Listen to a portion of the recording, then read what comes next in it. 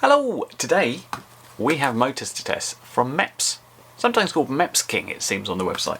But before we get to them, we have to talk about some unpleasantness around them. Now when I said I'd be getting some MEPS motors, one of my buddies, Stephen, who's one of my co-hosts on LDO, told me that they'd been stirring up a bit of a problem just lately. Now I hadn't heard of MEPS, but I noticed they were doing a lot of marketing on Facebook. Their posts were coming up again and again and again. And it seems like they have taken some blog posts from other people and passed them off for their own blog posts on their website, which is obviously a huge problem. You can't go around ripping off other people's works and posting it. This was really nicely put together by a guy called Vitroid FPV, and I'll give a link to his website. And he basically found all the articles, found the originals, compared them side by side so you could see what's going on. There was another problem in the aggressive marketing from MEPS. And that is when they said, oh, this is, what we expect from you. A bunch of stuff was like, we expect a dedicated video and it should be between 5-10 minutes and you should do an unboxing and stuff. And it's like, this isn't particularly unreasonable, that's fine. But they came down to these terms. They decided to put a term in their cooperation, and they said things like, you should provide an unlisted video to us and we will approve or not approve it. We have the right to require any modification of the video if we want to, just to promote our products better. We have the right to own the video and use it as we please. All this sort of stuff. And obviously when it comes to terms like that, we say, no, that's not happening. And I said to them, look, I will give you a fair and honest review of your motors, nothing more, nothing less. I won't show you the video beforehand, and I will mention these terms and stuff and the blog posts, because I'd like people to know what's happening, so hopefully in the future MEPS can move forward. Now I've noticed they've put out a statement about some negative publicity that people have bought them. They said they will be investigating the duplicated content and going forward they will do better. And the fact that I said, look, this is what I'm going to give you, a fair review, and they said that's all we want. Hopefully going forward they will drop all this absolute bullshit terms and conditions that they're trying to make up and just ask for fair reviews, because that's all I can do. With that out of the way, we continue. So what I have from MEPS is 4 2306 1950 kV motors, basically a 6S motor for a 5-inch quad. And what I will do is go into close-up and get them out of the box. But then what I intend to do, because I don't just build quads endlessly, I have a bunch of quads that I have lying around. I have this. This is the Lao 5. This was an Ishin quad, and it had the, I forgot what it is. It's one with an FPV camera and an HD camera at the same time. It ran off 6S. These are 2507 motors, and they are, I think, overmotored. This went through a battery really quickly. The size of that motor compared to that prop is ridiculous, and I thought these would go in there a lot better. So I'm going to swap that out. I'm going to fly it and see how it feels. This is also, I think, my very last quad on R9, so I'll have to take that out, flash it with ELRS and do other bits and pieces with it. Now, I have to admit, I am no expert on motors. The way I decide if a motor is good is I fly around with it, I decide if I like the way it feels, and that means I can tell if a motor's bad, if it makes funny noises and doesn't feel right, or if it goes through the battery very quickly.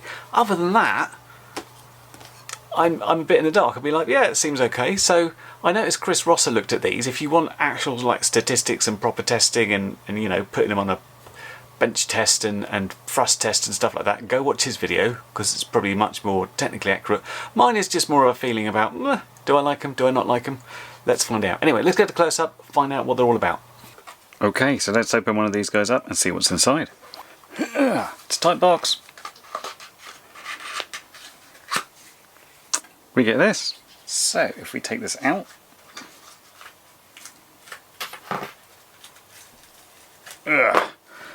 we get a little bag of silica gel. Don't eat that, everybody. Get a bunch of screws and a prop nut and some little washers by the looks of it. And here's the motor itself. Quite striking colours they do. I kind of like this orange one. Nice big cable, well covered silicone wire. The windings look pretty good, nice and thick. Now again, more controversy. What is a Unibell design? I have no idea. I don't know if this is supposed to be one, but I saw MEPS on Facebook talking about the difference between Unibell and split and how Unibell didn't mean it was a single piece or something like that. I didn't really get it. I don't care. I'm just going to look at these motors and see how they do essentially.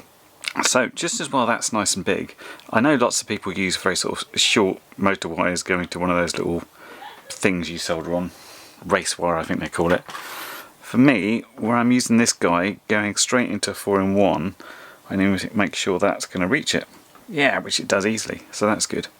Anyway, yeah, essentially what I'm going to do is get these guys installed on that. As I said, I need to fiddle about with the R9 and make it into Express LRS, and then we'll give it a go. I think we might have to upgrade the firmware on this guy because it's probably on like Betaflight 3 point something. So all new. It's always good fun to have all new stuff to see what happens, isn't it? And yeah, we'll get that installed and we'll come back and show you what it looks like. There's not that much to say in terms of the physical wiring stuff. Basically, I desoldered the old motors, screwed in the new ones, I trimmed down the wires so they'd be the right size, and then I soldered the new motors into the 4-in-1 ESC. Okay, so build is done. It took much longer to do the bit, so converting over the R9 to Express LRS and then updating BL Heli so so it could speak bidirectional D-shot. But let's see, try a garden hover, see if it actually works. Ooh. Well, something's not quite happy there. Let's go take a look-see. Yeah, weirdly, this is this pops up again. Every time I seem to update Betaflight 4.4, you can see the gyros aligned wrong, so it's thinking it's going one way when it's going the other. And we're using board defaults for this. So this is kind of just a question of changing this value to the right one, just experiment with that quickly. It looked like it was about 90 degrees out, so I should get that working. Okay, that's better. And the answer there was, it was set to 180, it needed to be 270. Simple as that. Let's try that hover again.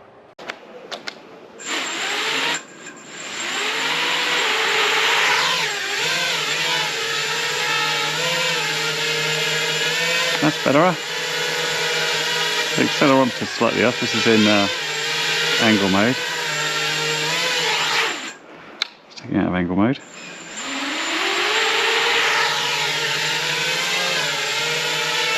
Well, it certainly feels pretty smooth. Hover point's about 25–30%. So it'd be good to get it over in a proper field and have a proper fly. Let's try that next. Well, here we are in the field ready to test, and I've got the city hat on, which means it must be hot. In fact, this is in the long meadow. This is a slightly different field. Two reasons for that. One is the cows are in both fields now, and they're a little bit too inquisitive and like to stomp on things. Secondly, there's this nice tree here and it's casting a shadow, and I can sit in that, and that's quite useful. But something like this, we don't really do distance. We look for these sort of tree gaps and fly pretty low and stuff and see how it feels. So we've got the motors on there. What I thought I might do is do just a couple of little line of sight hovers, a couple of punches, just to see how they sound, and that way you can get the same sound too. So let's get on with it. Okay, so just a quick line of sight, maybe a couple of punches. I'm using the Boxer with my converted R9 module. So let's get this guy armed and into a mode. I'm just going to listen for any particular noises, really.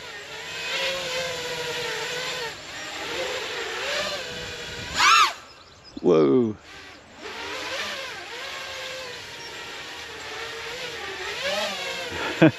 That seemed to really get up there, didn't it?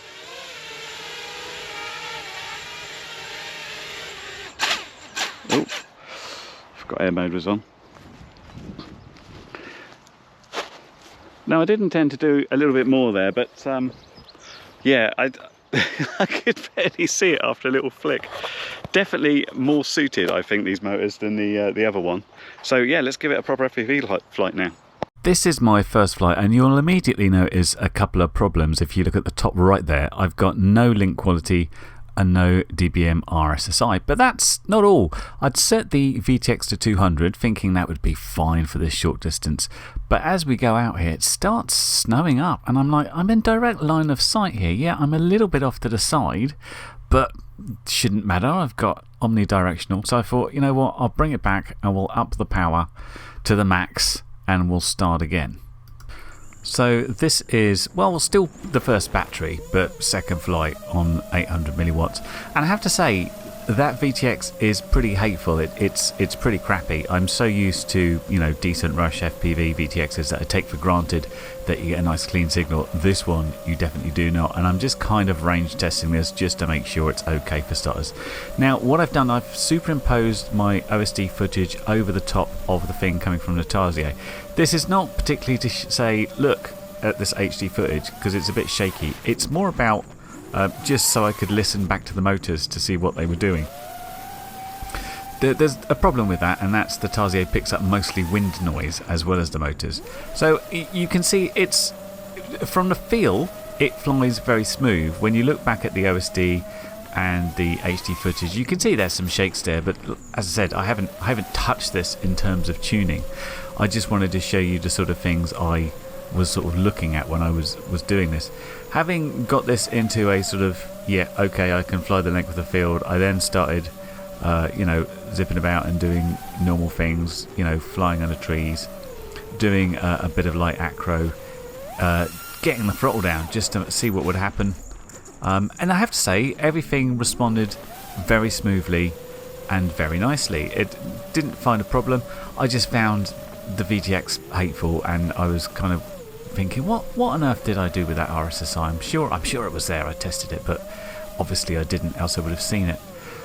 Yeah, so I'm pretty much having fun flying 4 batteries. I'll give you a quick overview of the sort of things I did, because this first battery was quite tame. I would say one thing I didn't manage to do even once is land, because this points up quite a lot. I think the HD camera is the lens at the bottom and the FPV camera is at the top, and at that angle it seems to give even less chance of sort of seeing where you're going, really. But let's show you what I might call a landing, embarrassingly. And the reason I'm landing here, we've still got a bit of battery left, is I can see a dog walker coming towards me, so rather than keep out of the way, I thought, you know, it is only like 1 volt to come down, so I'll bring it down. There's my landing mat, there's the grass, bouncy bouncy, and I'm down. So in my subsequent batteries, more of the same. I tried to hit this tree gap and it looks so big and massive in the HD footage, but trying to do this at any speed I found really tricky. It's like, there it is now, go under, and it's tricky. This one's a little bit sedate as well. So the other thing I wanted to do is to try and do some more high throttle maneuvers, and obviously you've got the punch out, and this is pretty much all of battery free. I really wanted to put the motors under some sort of pressure at least, and trying to get a straight line speed and keep it close to the floor is pretty difficult. But I thought I could do some really quite aggressive split S's, really turn around, get the throttle back on, that sort of thing, do it over and over again. And the majority of battery free was like this, because I wanted to see, would the motors overheat, would I, you know, detect some sort of issue with them. And again, no, they are very good. From my point of view in flying, it all felt very smooth. It didn't feel too wobbly. I could see a bit of wobble in the OSD, but as I said, not tuned, nothing happening, just all defaults. Okay, well, I just put 4 6S batteries through that eventually, because of the initial problems I had with both the VTX and the lack of telemetry, or the lack of OSD elements. I had telemetry. Battery is very warm. The motors, and I've been ragging them, I was trying to go like fast and split S and back and forth. I got them up to like warmish, not hot by any means, just a little bit warm, so that's pretty good, and they seem pretty smooth. So of course some of that's Betaflight, there didn't seem to be any problem with prop wash, and some of that is hopefully the motors. They seem okay to me anyway. I feel a bit silly because I made the effort to bring a tablet here with Betaflight on it so I could fix any problems, and then I found out I bought this cable, which is USB-C to USB-C, and of course that particular quad has a USB micro, so I couldn't do anything, but I'll figure that out when I get back. But let's do that. Let's go back to the office and summarise. And as you'd expect, the fix was very easy. Because this was an old R9 system, the RSSI channel was initially set to aux12, and of course with CRSF and Express LRS, you don't need to set an RSSI channel. In fact, don't set an RSSI channel. Betaflight will know about it, so all I had to do is turn that off and everything is now working fine. So that's the motors tested. Now, when I make a video, it's often in real time. It takes a week to film this, and in this case I made my original intro statement on the 16th of June. It's now the 24th of June, and when MEPS told me they'd issued a statement about the negative publicity, I kind of quickly looked at it and didn't pay that much attention. I've gone back and read it, and it's rather pathetic. It's kind of how a 7-year-old child would try to explain something away, like, I didn't eat the cookie, it's this guy doing it. It contains a sort of to and fro between themselves and Fly High FPV about when he wanted to become a dealer for the motors potentially, and they didn't do dealership stuff, and then the whole article has come up because he he made a negative post about them, and that's not how a professional company works. What you do is, if you get a bad review, you look to see if there's any substance to it, and if there is, you try and improve things. If it's somebody trying to be malicious, he becomes the outlier, and everybody else says, well, these are fine, I don't know what you're talking about. But by doing this, it's not professional, it's rather pathetic, and it feels like a 7-year-old's done it. Not just that, I noticed that Joshua Bardwell was doing one of his streams, and I noticed MEPS were on there, so I had a quick look, because obviously he touched on the same stuff that I spoke about a week ago with the terms and conditions, but he also mentioned that Fly FPV was docked on this original document. They put his full address details and phone number on there. They've been taken off, fortunately, but again, that's not what you do. That's not how a professional company works. So, are these motors any good? Yeah, they're okay. In my limited test of me flying around, I thought they were good. Should you buy them? Absolutely not. Why not? Because we cannot condone the sort of behaviour that MEPS is coming up with right now by supporting them and buying stuff. They need to take accountability for what they've been doing and do something different. For example, issue something like a complete apology. Say, I'm sorry, we've acted like dicks. We will try and do better in the future. We will get rid of these silly terms and conditions. We will not respond to negative reviews like a sledgehammer, and we will let our products speak for themselves. I think MEPS forget that the FPV community is quite small and fickle. You only have to look at how popular FreeSky were, and then they decided to do a couple of things we didn't like, and FreeSky are now yesterday's news, and they were big. They had a good reputation. MEPS is starting out, and they've started out very badly. MEPS, do better. There are no affiliate links or links to anything. If you really want them, you can go find them, but I would not support them at this point. Anyway, I hope that's been helpful, and I'll catch you next video. Bye for now. Well, you've made it to the end of the video, so thanks once again for watching. If you like what you saw, then please consider subscribing, and if you really like what you saw, then be sure to check out the link to my blog for a variety of ways in which you can help support this channel.